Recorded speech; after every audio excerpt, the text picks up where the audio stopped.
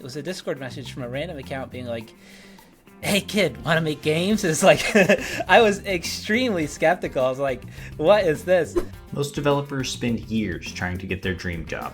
My guest today accidentally got his. So it felt kind of like a dream job, and getting paid to do basically what I was doing before. This is Justin Purdy and the story of what happens when a dream becomes a nightmare. But it went downhill from there. One of my coworkers had a mental breakdown and just disappeared. They told me I couldn't say that. They told me I had to stop.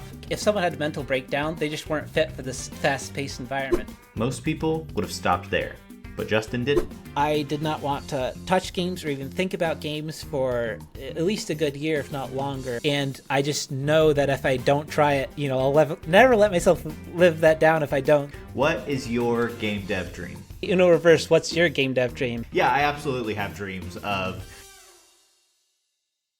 You got second place in Blizzard's Rock the Cabinet contest and ended up having your mod officially adapted into StarCraft 2. Can you tell me a little bit about that story?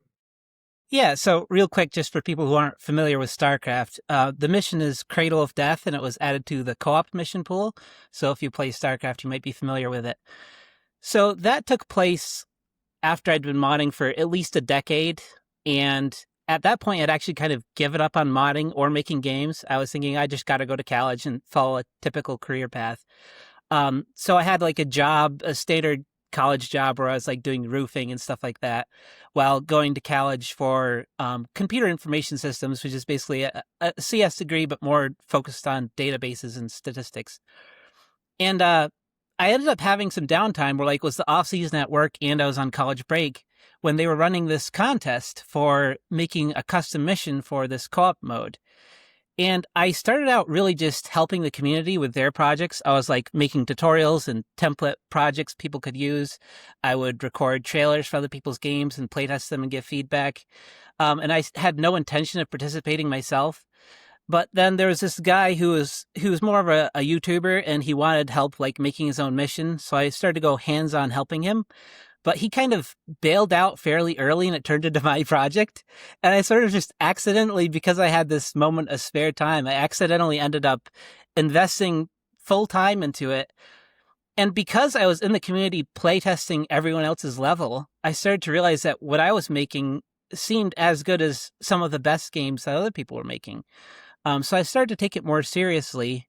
To make a long story short, they had several stages to the competition, and one was they select the top 10, and I got picked by the judges for the top 10. Then they had a public vote where anyone in the community could playtest those games, and I ended up getting number one in the player voting by a pretty good margin. So that was pretty exciting. And so fast forward a bit, there's the next stage where the judges have to pick their winners. And it doesn't necessarily align with player vote. So I had no idea if I was going to place, I knew I was placing top 5 because I was voted into top 5, but I didn't know if I was going to win first place or second. First place was $10,000 and you get added to the official game. After that, it was $7,000 for second place and prizes all the way down to 10th. But of course, as a game developer, what you care most about is not the money, it's people playing your game. So everyone really wanted that first place to get into the game. So when the winners were announced, I was actually working on a roofing project somewhere without barely any connection. So I'm trying to load the YouTube video to skip around to where they announced the winners, and it's loading one frame at a time. And I'm was it me? Was it me? And I accidentally skipped too far forward and it announces the winner, and it's not mine. I'm I'm immediately a little bit crestfallen because if you're not first, you're not getting into the game. And I still wasn't sure exactly where I placed. Turned out second place. $7,000 as gosh, how old was I then? 25, 26-year-old who was going to college. It felt pretty awesome still. But as you may have noticed, I came second and still got into the game. It turns out a year later, I just get email. It's can you sign an NDA to talk about something? I'm what's this?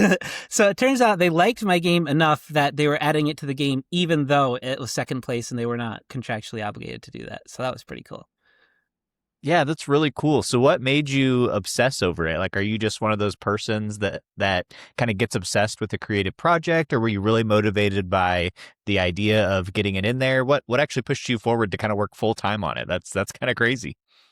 Yeah, I mean, I I'm the sort of creative person that always gets obsessed with projects that I like, so that's pretty norm for me. And I was obviously making games for 10 years prior to that, so it wasn't, especially initially, it wasn't so much about the contest. Although I did start to get a little excited when I realized it was within reach, because I'd participated in some of their contests in the past, and not even made it to top 10 or whatever. Um, but I, of course, was a player of the game first, and I kind of obsessed over every part of that game. StarCraft 2 was my main game for, a good 10 years. And I'm sure I had tens of thousands, if not hundreds of thousands of hours in that game. I did competitive custom games, team games, free for all. Like, there was campaign, every part of that game I played quite thoroughly. So I was a fan of the co-op mode, but I had a lot of gripes with it. It felt to me too watered down. And in retrospect, I can see that's because they were rushed in the development of that and didn't have the resources they really needed. But I had written, like, I don't know, a 5-page, 10-page article on their forums going on about all my criticisms of the game. So I had tried to address those from a level design perspective, being unable to affect the game design.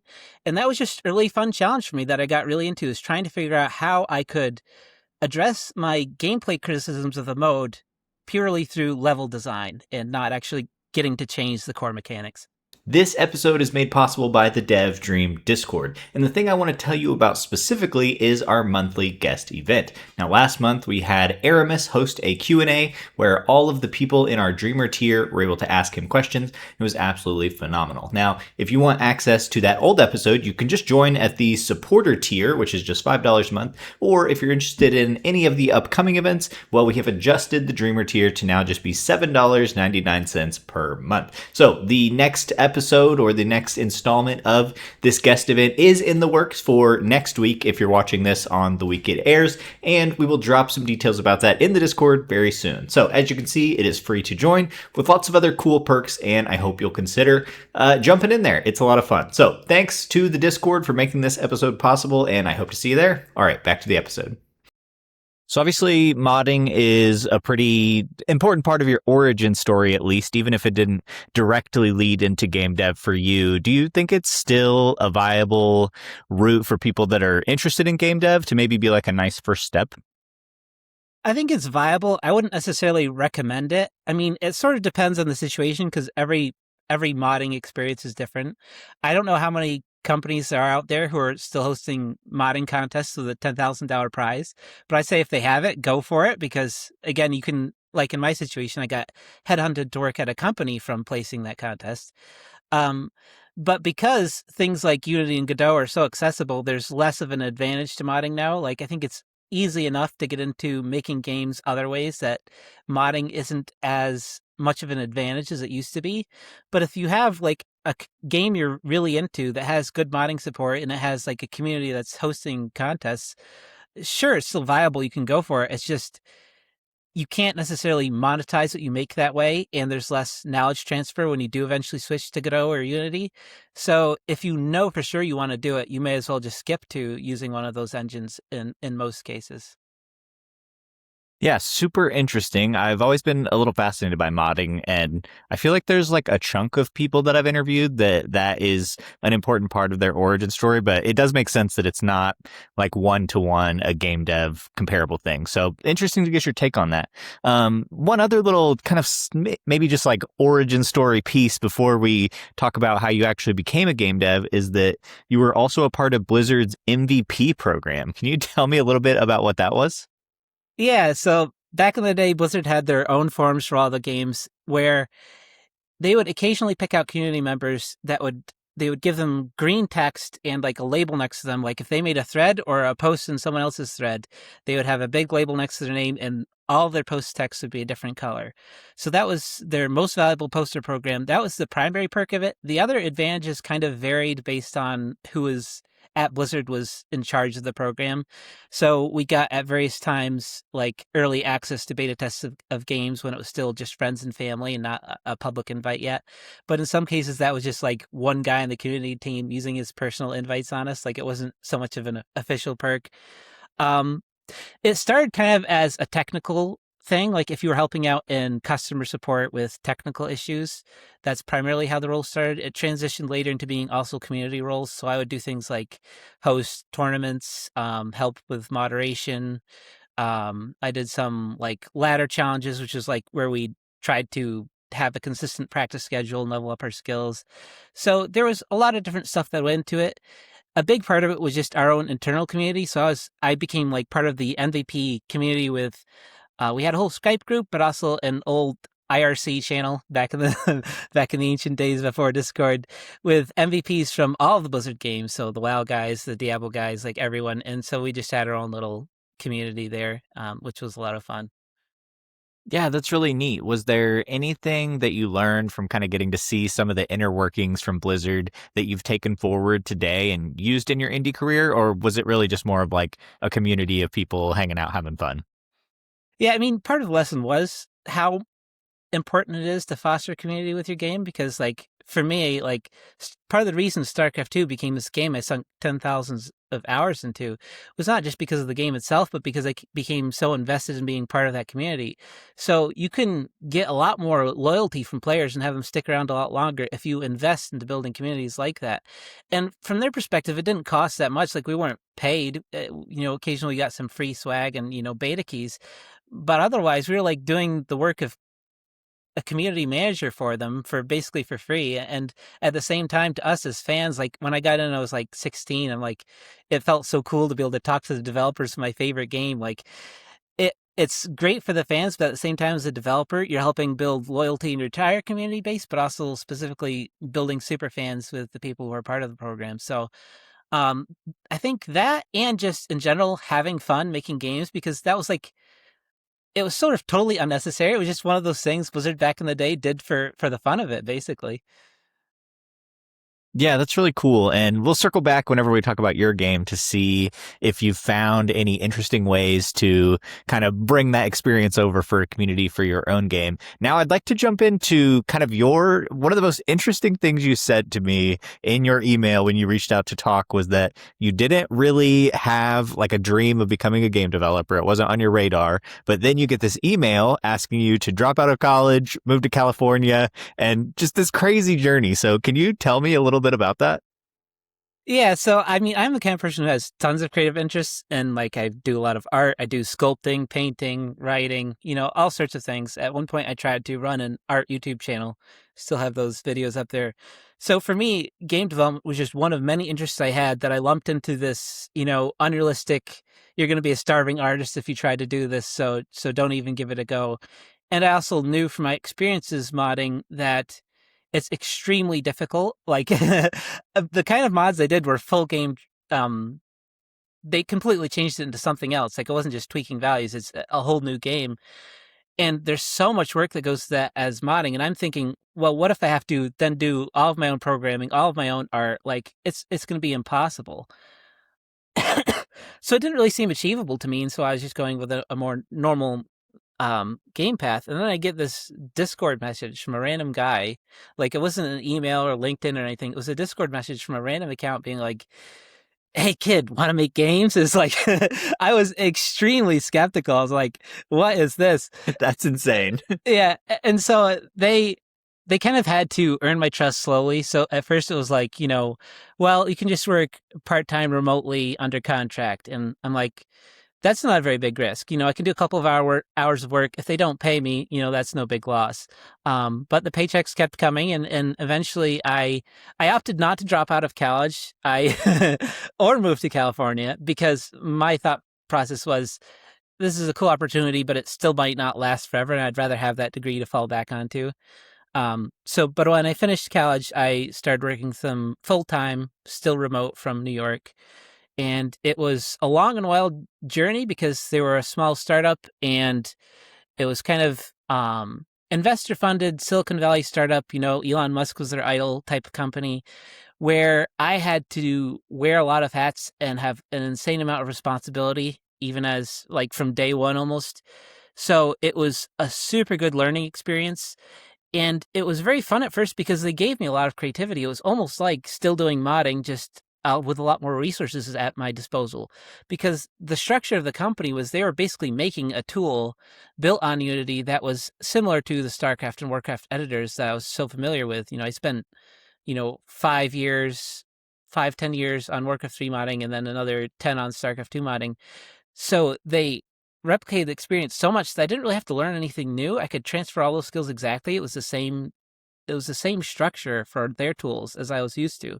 So I was kind of ideally suited to the job and could get a running start on making games, still have a lot of creative direction over what I'm making. Like, they would kind of just let me do whatever I wanted within the game I was working on. So it felt kind of like a dream job, and getting paid to do basically what I was doing before, very similar tools, a lot of creative freedom.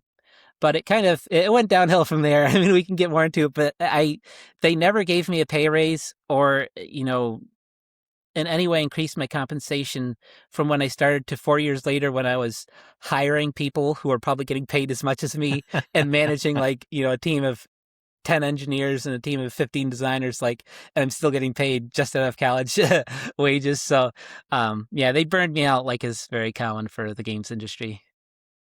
Yeah, that's so interesting. I mean, kind of small startup world, you learn a lot. Which of those hats that you had to wear would you say has translated the best to your indie game experience, or taught you the most? Yeah, it's funny because in a way it was actually ideal training for being an indie dev, because I did get experience with so many things that suddenly as an indie dev you have to do. Like, I was involved in marketing there. I had to do Reddit posts to get one, was pretty successful and got us a lot of coverage. I had to make blog posts that help with investor pitch decks. So if I wanted to pitch to a publisher now, I have some experience in that realm. So wearing a lot of hats in of itself was a good experience. Like, I got experience working with localization and all these other things that for a lot of people, if they jump into indie dev, these are all new experiences for them. Whereas for me, I've had experience in just about every part of game development from that job, head to toe. The one thing I don't really use is, for a while, I was in charge of um, API documentation, guides, and stuff like that. It's I'm not writing guides or API documentation for my little indie game dev of one, but. Yeah, that's really interesting. So you now also are kind of in the indie game dev waters, as we've kind of alluded to here. So why don't you tell me about the game that you're working on now? So I'm working on a game called Goblins For Good, which is an incremental RTS. You probably have guessed I have a lot of experience in RTS games, being that StarCraft 2 is my favorite game and Warcraft 3 a close second. But I knew, I'm not super naive. I knew that an RTS is a completely unrealistic beginner project if you're trying to go into independent games publishing. But I was following Aramis in a game about feeding a black hole, and was that sounds achievable. I can build that. But at the same time, I'm not interested in building that. There's so much advice about making small games, which I'd done enough game dev to know why people say that. It's so daunting to finish a game, and it takes so long that you really have to start small to know if you're going to be able to even finish your project and even close to the amount of time that you hope to. But at the same time, I think a lot of indie devs have this problem where a lot of small games just aren't exciting enough to motivate you to work on them. So I was trying to find a way to kind of twist this achievable incremental game with what I actually like, which is RTS games, and that's what Goblins For Good is. Yeah, how did you actually make that combination in between these two? I've heard this kind of tension before, of people feeling the game they dream about making is too big and unachievable, but if they look at, say, the incremental space, those just don't sound interesting to them. So how did you actually find that middle ground of something that you're excited on, but also think that you can actually accomplish? So there's two things that helped me get excited. One was thinking about this as a stepping stone to my next game. I deliberately wanted to make a game where I could reuse as much of the code and engine as possible for the next game. And so I wanted to choose something that was adjacent to the kind of games I'd like to play, like RTS, even if it wasn't exactly like that. So I'd gain some experience, even if I didn't reuse the code, at least I'm getting experience working on similar problems as the ones I'd need to tackle if I made an RTS. And the other way I got excited was the concept of, which I'm sure we'll touch on later, of donating 90% of the profits to charity. Now, this is an idea I actually came up with while working at the previous company. And we were making mobile games primarily, and the monetization was both from a design perspective, it kind of corrupts the design of the game because suddenly every decision is not about what makes this game fun. It's how can we make this become an addiction or daily habit for players and then slowly get them more and more invested into microtransactions. And it's less about fun and more about addiction and habit, and a lot more about even like trying to hide the fact that your game's pay to win when it really is. Just things like this. But also like ethically, it didn't feel great to be making this game that like on Steam would sell at most for like 10, $15. And we're finding people that, the industry affectionately refers to these human beings as whales of like who are spending 30,000 on this game. And it didn't feel good because you're making $30,000 off of someone who basically just has a gambling addiction or some kind of lack of self-control, and that doesn't feel good morally or ethically. But then also the way they were treating us employees was also not good. Like one of my coworkers had a mental breakdown and just disappeared. It turns out it was because he was working like 80 plus hours a week of overtime there, and they were just constantly so demanding in meetings that eventually he just couldn't take it anymore. And then when I, as a manager, tried to talk to the people I was managing and say, hey, you need to take it easier than this. Like, you can't like let yourself work so hard that you're having a mental breakdown. They told me I couldn't say that. Like, they told me I had to stop encouraging people because according to them, like if someone had a mental breakdown, they just weren't fit for this fast-paced environment. Oh my gosh. Yeah. This kind Oof, of yikes. yeah, like I said, Elon Musk, because they're like idle and working on the factory floor kind of stuff. So I was getting so burnt out by that job and just disgusted at both the mobile games industry and the way they monetize games and also the management of my company that I was trying to think like, what's the opposite of that? What's something that would explicitly not encourage the developers to be greedy? And that was just one of the ideas I came up with was, well, if you're donating most of the profit to charity, suddenly you're not motivated to try to nickel and dime your players as much as possible. But what made me choose it is just because that's a way of making the idea more exciting without actually increasing the scope. So suddenly, like, there's this project that's still achievable in 6 months, but I'm more amped up to do it because of the cool idea behind it. Partly just because, like, I mean, it's cool to be raising money for, these causes, and they're all meaningful to me. I have a video on the store page in my YouTube channel about why I chose each of the charities. But even from, like, a design perspective, I'm trying to figure out how we can tie it into the gameplay. So like currently when you beat a level, you get to choose like which charity to donate your victory to. And then the profits from the game will be just distributed based on what players voted most for which charity. And just trying to find interesting ways from a design perspective to tie it into the actual gameplay loop. So that just made me more excited for it without actually making it out of scope for a first game. Yeah, that's super interesting. I'm sorry for the challenging experience you had at that company. Never fun to be at a spot where your work is, so miserable. So interesting that you've sort of created like a self penance on this new game, so to speak. Yeah, we'll just stick here on this idea of donating 90% of the revenue while you're at it. I do have a couple questions prepared for you. Did anyone try to talk you out of it? Not really. I think like secretly, like lots of my friends and family would probably say it's a bad idea, but at the same time, most of the people who think that also think it's just not realistic to make games periods. They're probably thinking like, yeah, 90% of the $10 you're going to make, like, so there's a certain extent where it's sort of a moot point until you're actually a successful game developer. I think some people still like also respect the idea behind it and haven't tried to discourage me for that reason. I have actually had other developers tell me that from a player's perspective, it could actually be off-putting. Like it feels to them scammy somehow, which I'm not entirely sure how giving away the profit feels scammy, but I guess because it's not something you see a lot, people are going to be naturally skeptical about it. And it might actually, in a way, negatively affect the marketing of the game rather than positively. I don't know if that's true, but I have heard some advice that way from other developers.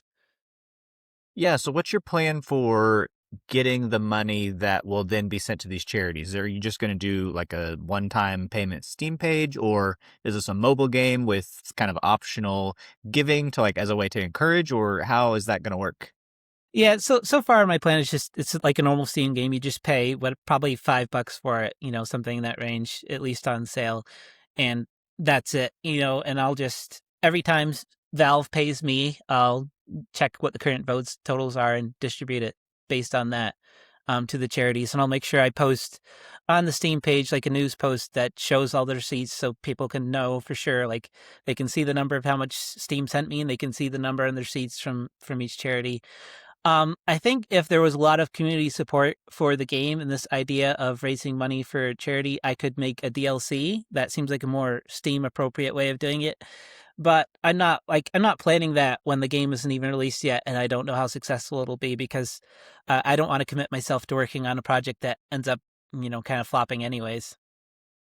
Yeah, so a lot of people I talk to, their main dream is to make enough money to make games full time. So, with you kind of putting the money piece off the table, are you viewing this project more of just a passion project, or is this a learning project to get you to where you could make a big RTS game? Or kind of what is this game for you and where you're at as a developer?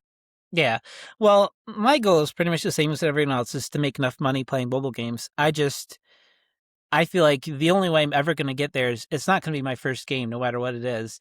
It's going to take a lot of experience and multiple tries. Like, there's some statistic that the people who are most successful on Steam have released more than one game, but like a huge majority of players or developers who release a game on Steam don't ever make a second game.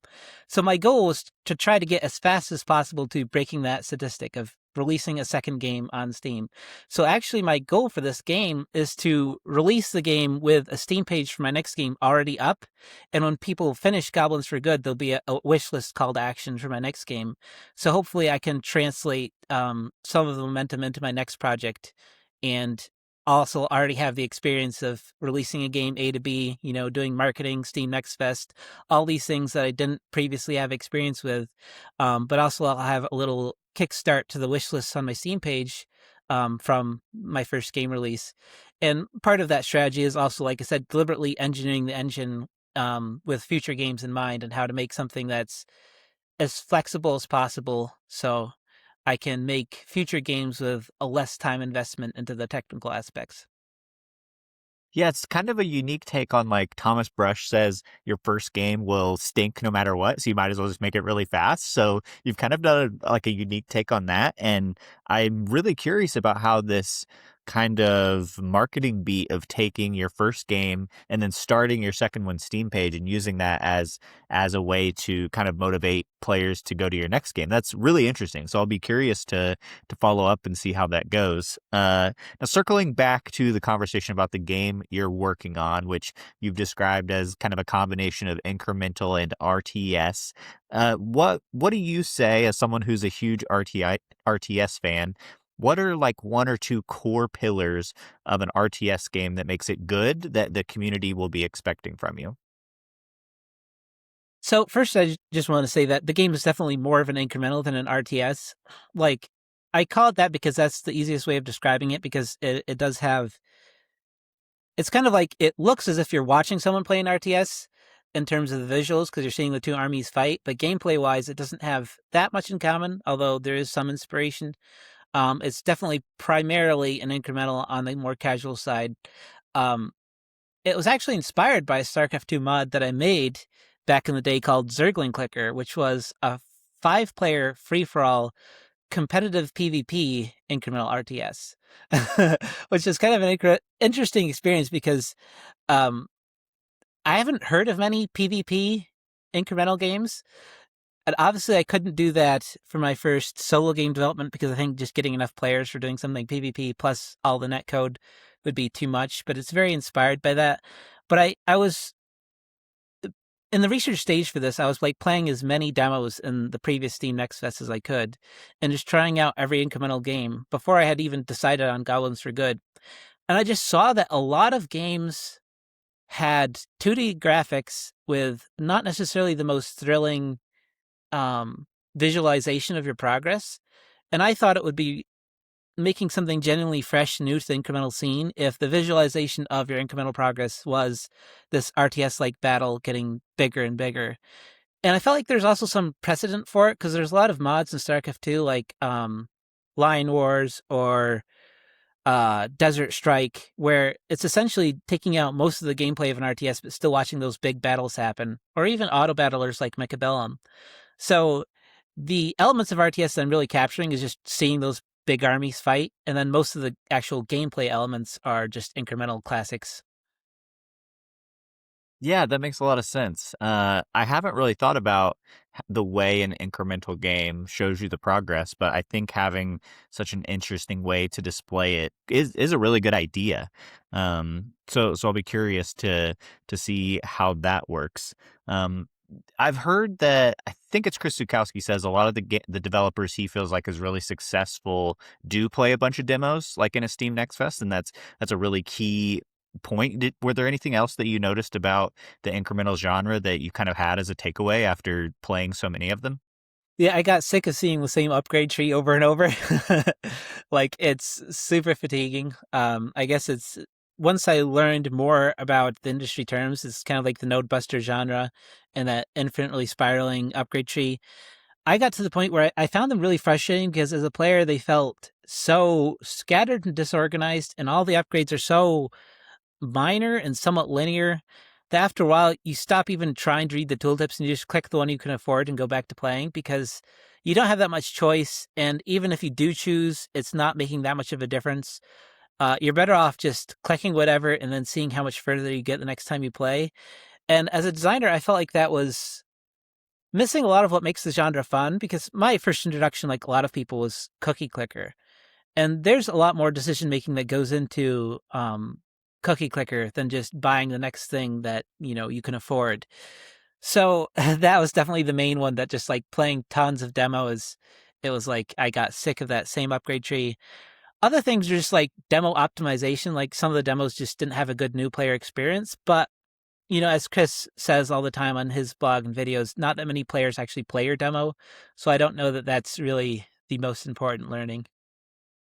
Yeah, interesting. So do you feel like that frustration with these node buster like skill trees, is that because a lot of the game design of those are a little bit lazy and that the best of those games will still be interesting and fun, like a game about feeding a black hole, which was so successful? Or do you think it's just a problem with the oversaturation of the genre that it kind of becomes dull after you play a couple of them? Yeah, I mean, it's largely an oversaturation problem, but it's aggravated if the game doesn't have anything else new to offer. Like if the rest of the gameplay is new enough, you can get away with reusing the upgrade tree. But if the gameplay is kind of the same too, and the upgrade tree is also the same, you're going to fatigue way faster. I actually think in my case, I probably could have stuck with that upgrade tree just because the actual gameplay element of this RTS simulation where you're deciding where to deploy your troops and what troops to deploy would be different enough that I could have stuck with the same upgrade tree. But I didn't, which may turn out to be a mistake. So we'll see. Yeah, what did you do instead of this upgrade tree? So there's a few specific problems I had that I wanted to address. And one was this idea of you can't really intentionally make choices because not only is it disorganized, but the upgrades aren't very creative. They're oftentimes just minor stat boosts. So all the upgrades are categorized based on, say, you can make how fast your troops spawn, how strong they are. There's like a lot more levers I can pull, but they're all categorized. So like if you are someone who wants to win by quantity over quality, you can focus on upgrades that increase how fast you spawn, how many you spawn, like your total supplies. Um, Whereas if you want to do quality over quantity, you can focus on the health or damage and other attributes like that of your troops. But then the other thing was I feel like it can be more exciting when you have a goal to work towards and you have this endless tree and you're kind of growing it out in all directions. You can feel kind of lost and like you're not working towards anything particular. You're just like it works well for a game about feeding a black hole because in that game you get into kind of a trance and you're just kind of letting the flow of the game take you along. But if you want to make a more active game, it's nice to have goals to work towards. So I made like a discrete tree that has an ending, but then when you complete it, you unlock a new tree. It gives you like a burst of gold and then a whole bunch of new nodes grow. And so this way you can kind of look at which tree do I want to complete to get the end reward of it to unlock another one.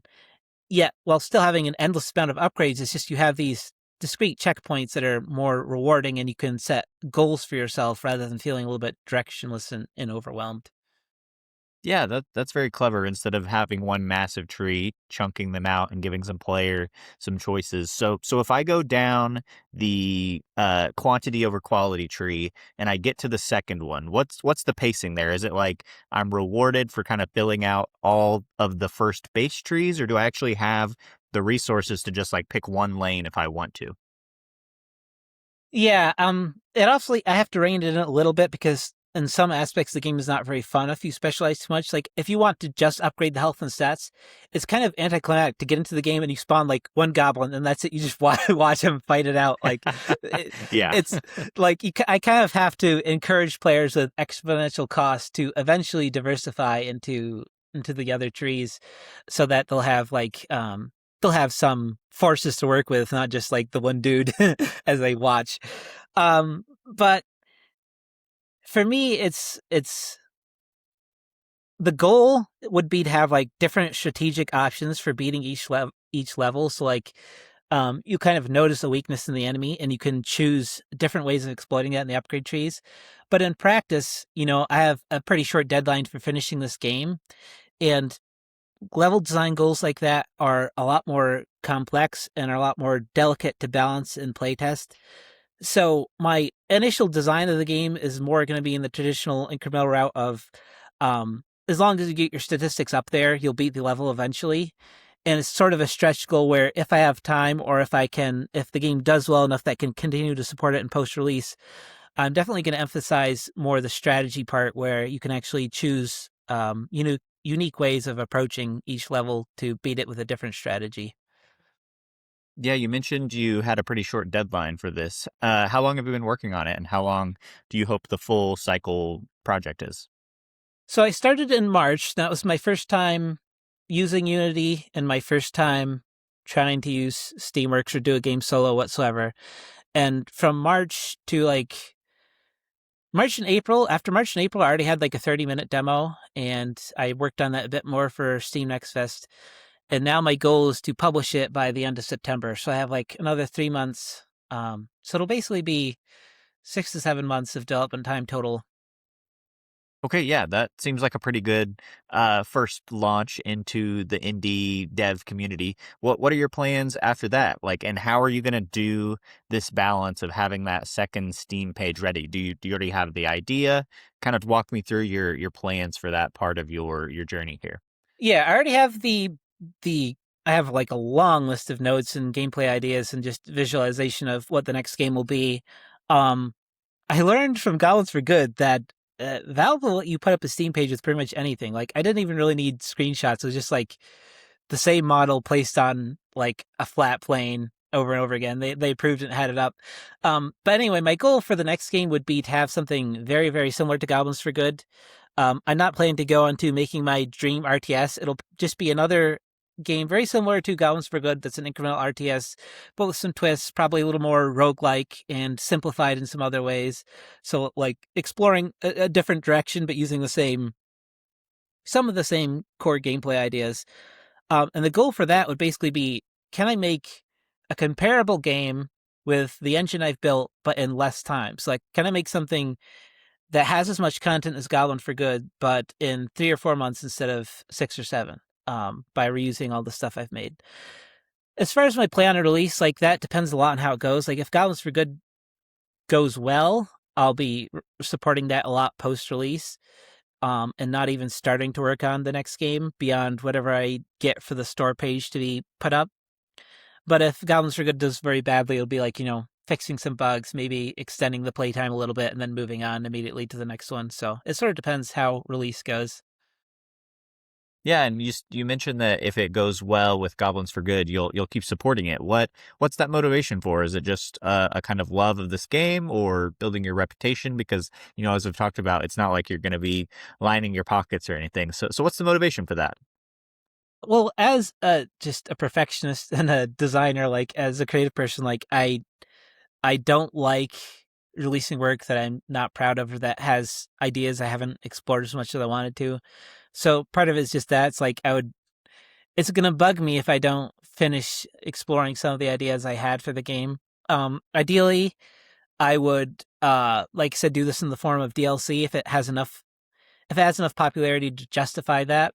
Um, for for if it doesn't go well and I'm just maintaining it somewhat after release anyways, that's mostly just so that there's not a ton of negative reviews and that there's not this perception that I abandoned the game for something else as soon as possible. Like, it's important to me that when I put my second game at the end of Goblins for Good, that doesn't give players the message, oh, he's already done with this game. It's not going to get any updates. It's just like a cash grab, like release it and run away. Um, so it's important for me to send the message that, like, I care about all the games that I make. And if I'm moving on to another project, it's not because I didn't care about supporting Goblins for Good. Yeah, I mean, going back to what we're saying about what I can learn from Blizzard, like that's one thing you can really learn from Blizzard is, um, they keep supporting their games for a long time. Like a Warcraft 3, the original StarCraft, they still get patches to this day because they have a legacy team working on them. And I think if you want to be an indie developer who can make a full-time living on games, you have to be thinking about your long-term reputation like that, because more than likely, unless you get really, really, really lucky, which most people don't, it's not going to be one game sets you for life. You're going to have to keep making games. And the more players can trust you after seeing how you treat the first couple of games, I think the more you're going to have a loyal audience that will follow you from game to game. Like, if you think about developers that everyone's lining up to play the next game, like Jonathan Blow or his name's escaping me, the guy who made Mugenics, like, Edmund McMillan. yeah, those are the kind of people who, they've made many games and they can take a long time between releases because they've proven to players that what they make is going to be worth the wait, and they have a huge audience who will follow them game to game. So I think if you really earn this for the long term and not just trying to ride the latest trend of incremental games or whatever, you do need to worry about how players perceive you as a developer, not just the games themselves individually. Yeah, it is really interesting to think about the reputation of a developer and how that impacts the next game, and maybe considering how much we should kind of solve for that, especially in our early games that, like most people say, probably won't have a lot of financial success. Like, for some reason, this brings up for me, like, also the opposite of those really successful developers of Gavin Eisenbeis, who launched Cuff Bus to such negative reviews and such criticism. Like, what if he did come back? Like, would it Yeah. be a firestorm because there's so much interest, or would people be like, no way, don't trust the guy? So yeah, it's a really interesting concept to think about. Now, just kind of circling back to stick on your game for just a little bit more before I leave, is there anything else about your game that is interesting or worth note before I switch us to another topic? Yeah, I've been enjoying, like, right now I have like a 30-minute demo, and I'm supposed to scale that up to like at least 2 hours, if not 4 more hours in like 3 months. Um, which sounds daunting, but at the same time, one of the things I've enjoyed about making this game is structuring the game engine in a way that is easy to expand with new content. And the lessons I've learned both from my previous job and from modding Warcraft 3 and StarCraft 2. So I've structured my engine similarly enough to StarCraft 2 that I could get to the point where I could import like effects from StarCraft 2 maps and translate them to my game. So, like, for people who are familiar with that, there's this framework of like effects, like launch missile effect, search effect, behaviors, buffs, and you can chain these all together. So currently in Goblins for Good, most of the gameplay is there's a strong separation of data and logic to the extent that you could mod this game completely. Like, I'm not planning to support modding for Goblins for Good, but currently it can runtime, switch which JSON is loading, and have all the effects in the game work differently. So, like, anything from goblins merging to how they spawn to their weapons is all just defined in JSON that is human readable. Anyone could write. So I could have put this JSON up and have some random player in the community just like make an entirely new game with the engine I've built. And so my goal is to use that to make it easier to expand this game from like 30 minutes to 4 hours. But it's also how I plan to be able to quickly prototype my second game so I can throw up a Steam page and have it be more than just like placeholder art. I can actually experiment with gameplay in a different direction very quickly because the game has such a strong foundation built on level editors like Warcraft 3s and StarCraft. So Yeah, that's really fascinating. So you built this on top of Unity, and then it's kind of operating almost like a level editor now. Once you're into the game. sort of like that's the goal, but right now, since I'm making it just for me, I haven't focused that much on the editor tools. Mostly it's just you write the plain JSON. Um, I'm structuring it in mind where it would be easy to wrap this in a level editor text, but since I'm just making it for me, I haven't focused too much on the tooling aspects, more just on the engine and setting it up in a way that would enable me to make it into a level editor later.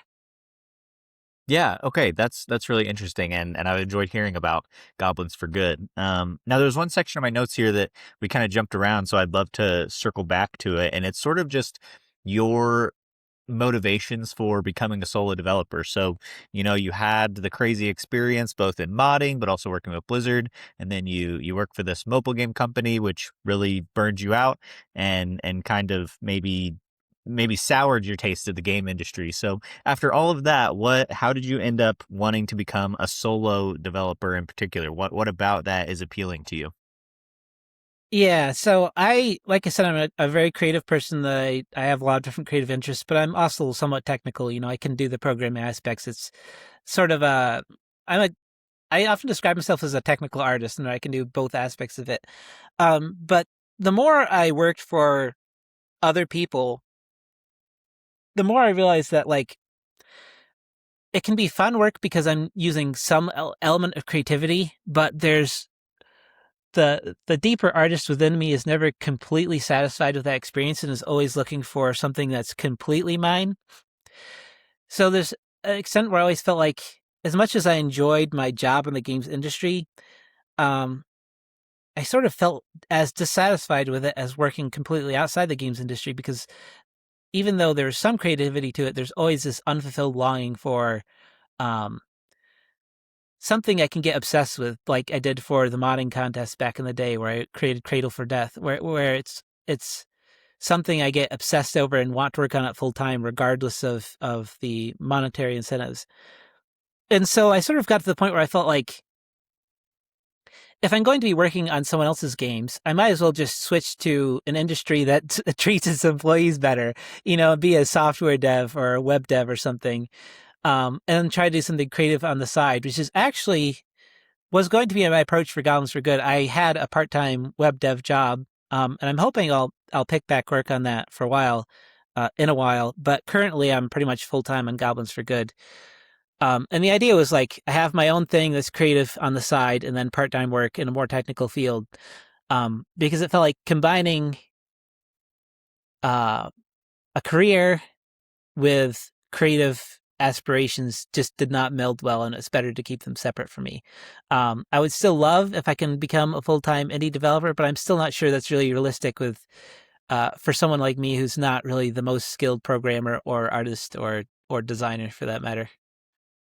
Yeah, how are you making it work right now, if you don't mind me asking? And you can shut that down if that's too personal. But yeah, how are you able to make it work right now? Nah, it's fine. I have a very low cost of living, so I saved up a lot at my previous job. I had runway for many years after I quit. Um, Part of that was, working from home, you save on transport costs and all that. Part of it is that most of my hobbies are not very expensive and, I don't have a family to support. I would like to, but I don't currently. And so I came from a family where I have 11 siblings and I still Wow. yeah. I still live with some of them, which keeps the cost of living low. Like we can split rent and everything.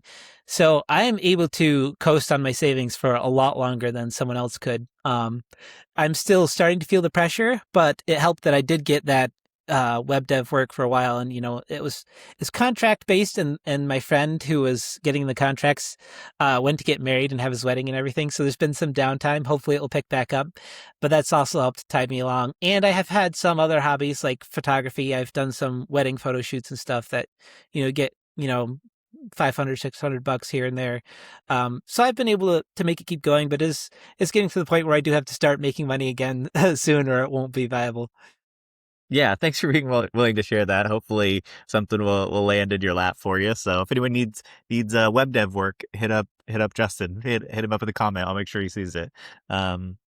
Yeah. Anyway, but kind of going back to this transition from you feeling this desire to be able to just go all in on one thing. What was that? Was there a specific moment when you had that feeling that you needed to get out from this other company, or was it just more of a slow burn?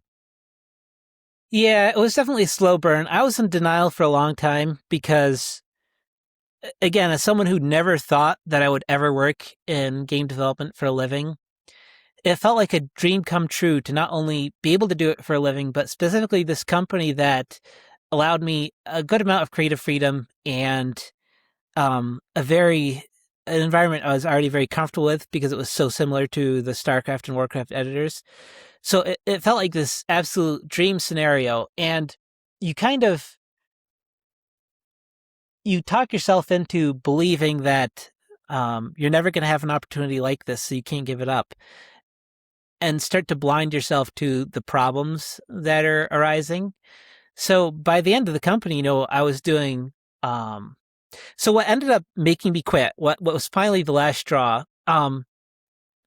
I had a peer from the Warcraft or StarCraft modding scene who we helped each other out. We knew each other from that community, who joined the company about the same time as me. He was a little more all in, so he actually moved to California and everything. But he was the person there I was friends with before we ever joined the company, and we'd been side by side for a while. And he was the person I respected most there. I thought he was one of the most talented people there. He quit because he got sick of management and their lack of compensation and their lack of accommodation. And shortly after that, I requested time off for a trip to Iceland, which was like a once-in-a-lifetime opportunity with a bunch of friends. The trip was being organized by someone else in a very low cost for me to buy in.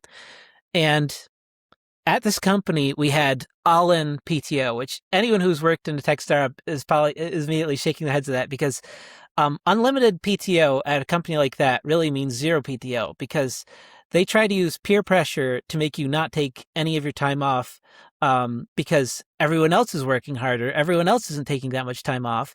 But also, like, sure, you have unlimited PTO, but then they won't approve it. Like, I wanted to take time off at a certain time. Well, no, that's too close to release. And so I would get maybe 10 days of time off per year, even though it was unlimited. And so I got, I'd use maybe 5 days of time off, and I got approval for this trip. And then they want me to host a meeting in the airport at like 11 at night in the airport on my way to Iceland. Even though it's my time off, they want me to host a meeting in the airport at 11 o'clock at night. And I was like, I joined this company because I'm having fun making games, but most of what I'm doing now is meetings and management and interviews and hiring people for the wages of a college graduate, like $40,000 a year. And like, if I want to be a manager and in charge of like teams of engineers who are making hundreds of thousands of dollars per year, I can do that at a different company and get paid a lot better than $40,000 a year. Like, this is ridiculous. I can't even take time off without having to do meetings in the airport. So yeah, that was the last straw for me. But I didn't really realize how bad it got for me. Like, there was times at that company that I had to like get out of bed at midnight to push some patch to the server or something, or work on weekends, or, I'm hiking in the Adirondack Mountains and I get a text from my boss that I need to do this or that.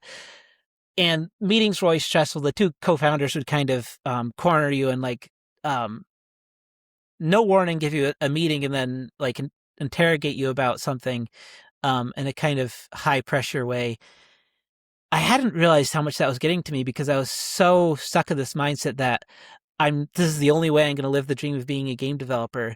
So I let myself get burnout to the point where it was severely affecting my health, and I did not want to touch games or even think about games for at least a good year, if not longer, after I quit. So getting to being an indie developer was the last thing on my mind when I quit. Like, I did not even consider that for multiple years after I quit. But what I did when I did, it was mostly out of this realization that I had like 2 decades of experience in game development that felt like it was going to waste if I chose a career path other than game development. Not to mention like the connections I have. Like a guy I previously worked with at that company did the capsule art for my game, for example. And it's like you hear all these YouTube gurus tell you to find your special advantage, and it's like my special advantage is all this experience I've built up in game dev. Why not, pursue that and give it a go as an indie dev? Because there are people who don't have this kind of experience who are making it work, and I have all this experience and connections. Maybe I can make it work, and I just know that if I don't try it, I'll never let myself live that down if I don't give it a shot at some point. So I finally gave it a go. Yeah, absolutely. It sounds like your game dev dream was hijacked a little bit, or even maybe manipulated against you at that prior company a little bit. So the toxic workplace is never fun. Glad you got out. What has been the biggest adjustment in coming over to being a solo dev? Well, in some ways, because my experience, like I said, gave me so much variety in all aspects of game development that it was a little closer to indie development. In some ways, it's not as much of a difference. The main thing now is the pressure of marketing because, excuse me, although I did some marketing at the company, it was never my sole responsibility to like, this game will not get played unless you get the word out. Like, I helped, like, a lot of the marketing I did was marketing specifically to try to get job applications from people, like to try to get more people to work with us. It wasn't really for player acquisition as much. For player acquisition, because we were a venture funded startup, we had connections at Google and could get like featured in the Play Store, and like we kind of had a special advantage in that way. And so even all the way back to like modding, like in Warcraft 3 or StarCraft 2, if you made a game and just put it up there, people would start playing it. Like I had mods before I won that contest. I had mods that were being played by thousands of people all across the world because I just it's kind of like itch today. You just publish something, and if it's good enough, it'll take off. So the one thing I've never really had to experience that I'm running headfirst into with indie development is just the marketing aspects. Like nobody's going to just play your game if you publish it to Steam. You have to go out there and make people hear about your game and talk about your game so they'll actually play it. Yeah, marketing's something that in the game dev community, there's a lot of opinions and ideas on, and you can find all kinds of advice. Are there any pieces of game dev wisdom, and this can be either about game dev or marketing or kind of any piece of it, but are there any pieces of like traditional game dev wisdom that you actually disagree with? I think that most of the traditional advice is good as long as you understand why they're saying it and that actually aligns with your goals and priorities. Um, I think that, there's a certain person who's like so into the creative aspect of it and so proud of their work that they feel like somehow marketing is a corruption of the pure artistic intention. But at the other hand, and I don't have any problem with someone trying to take it more commercially and make a living off of it. But at the other hand, there's a saying that goes around. I don't remember who started it or exactly how it's phrased, but it's like, if all you want to do is make money, there are a million better industries to do that in than game dev. So I think it's important to remember whatever like Chris is telling you, oh, these genres succeed and these don't. That doesn't matter if you're only going to have as much fun making those genres as you would if you just worked in software development, because you're going to get a much more steady paycheck there. It's like if you're going to make a game that's in a genre that you don't actually enjoy making, why not just do some other kind of software development, have more guaranteed payout? So I think there's a balance there where I don't think you should be so artistic that you think marketing is beneath you. But at the same time, you shouldn't forget that making games should be fun. And if it's not, there's a better way for you to make money. Yeah, I love that take. I'm always asking people about this kind of tension between what I call this spectrum of the biz dev versus the artist, and where they fall and where people line up. So I think you had a really nice take there. One, I got two more questions before we wrap up with our time here, and I'm wondering, with all of your game dev experience, you've worked in mobile games, you're working solo now.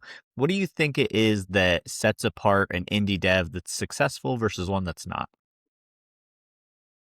Yeah, I mean, I've often thought what I would say if people ask me for game dev advice, and I've always thought that the advice I would give is don't do it. Because I think to succeed, you have to be the kind of person who's going to do it, even if people tell you not to. Um, I'm talking about how I was going to quit modding and then I entered this contest. And when I left the company, I thought I was never going to make games again. There's been countless times in my life where I thought, this is it, I'm done making games. But then I keep coming back to it. And I think that's really what you need to succeed. Um, I don't know if Goblins For Good is going to succeed, but I consider myself to have been a successful game developer because I was a salaried game dev, for 4 years. Um, what is success if not being paid to make games professionally for years? But I wouldn't have got there if I quit after my first 5 mods or my first 10 mods or my first 15 mods. Like a lot of people talk about how you have to do lots of game jams or make tons of small itch prototypes before you really get your reps in and can be a game developer. And I don't know that you have to go that route. You can start with just your first Steam release. You just have to know that no matter what, to find success, you're going to have to stick with it and try again and again and love it so much that you're going to keep doing it, even if you fail, even if you get burned out, even if you think, oh, I have to quit and get a real job now. You have to be the kind of person that's going to keep coming back to it again and again because you like it too much to stop forever. Yeah, that perseverance and almost bullheadedness is such a key trait. I'll agree with you there.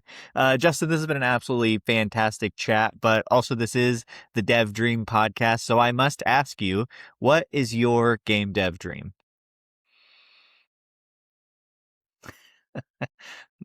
Sorry, I think maybe you're muted. I didn't hear you. I was going to say, Uno Reverse, what's your game dev dream? Because you've been on Oh, this podcast asking people this so many times, and I know you have dreams for the podcast, but I'm curious, you keep saying you're doing this podcast to encourage yourself and your dreams of game dev, but we don't hear a lot about that. So I'm curious, do you still have dreams for game development? And if so, what are they? Or are you just the podcast guy now? yeah, love the Uno reverse card. That was incredible. Yeah, thanks for asking. Happy to chat about it. Yeah, I absolutely have dreams of doing game dev. So I'm in this weird place in life. I started the podcast because I felt that I didn't have the amount of time I needed with a job while getting my master's, which both of those things I'm still doing. My wife and I are now expecting our first kid, so like just lots going on in life. And so I started the podcast because I felt like I could do that in a shorter amount of time than a big game dev project. So, and I have, even over the past couple months, kind of dabbled in just little side projects, just a few hours. So certainly my dream with game dev would be to release a commercial game someday. And then kind of the whole life dream would be the podcast goes crazy. It can pay the bills. I can do it in 10 to 15 hours a week while then working on my game. And it's kind of a whole Hmm. ecosystem where I can tell people about what I'm working on and all of that stuff. So yeah, so the total dream together would be to do all of it. I really enjoy talking to developers. I would love to get more time to practice the art of game dev and get to put some stuff out there. So yeah, thank you for asking. That would be my dream. Do you think you've had a takeaway from our conversation about how you can maybe make more progress towards that step of having a successful game? That's a good question. I don't know that I had any specific takeaways. I'll have to listen to it again in the edit because I think a lot of it for me is just the time management piece. And at this point, to go deeper into game dev and continue what I'm doing would mean like a backseat of the podcast because it's done so well and it takes so much time. And so I kind of I have enough responsibilities. I have to sort of choose where I'm going to invest. And I think at this time, it's just not game dev, and I think that's okay. And there will be seasons where maybe it can be more. But yeah, I don't think so for now. Well, hopefully you'll keep coming back to it, like have that perseverance that makes you never give up on it, and sometime you'll find the time to do that. To answer your question, I mean, the easy answer is the one everybody gives. I just want to make enough money from games that I can keep making games. But to go further than that, and to tie it back into some things we started with, I've always loved having like a main game that I just play that game and I'm part of the community. So I'd really like to get to the point where I am developing what can be other players' main game and their community and a place they come back to. So my goal would be to have a small team with other people I work with on a live operated PvP game where we can keep releasing updates and building a community that lasts for years and has players that invest thousands of hours into it. I don't know how I'm going to get there from like a 2-hour incremental game to a 2,000-hour main game, but that's really the dream, is to create a game that's someone's main game that they invest thousands of hours into, and to build a community around that where people really find belonging and social connection to the other players. Well, Justin, that's a fantastic dream. I hope you're able to make it a reality. Thanks for this great conversation, and thank you for the Uno reverse. That was a lot of fun. It was a pleasure. Thanks for having me on. We should catch up again once the game is released. Yeah, absolutely.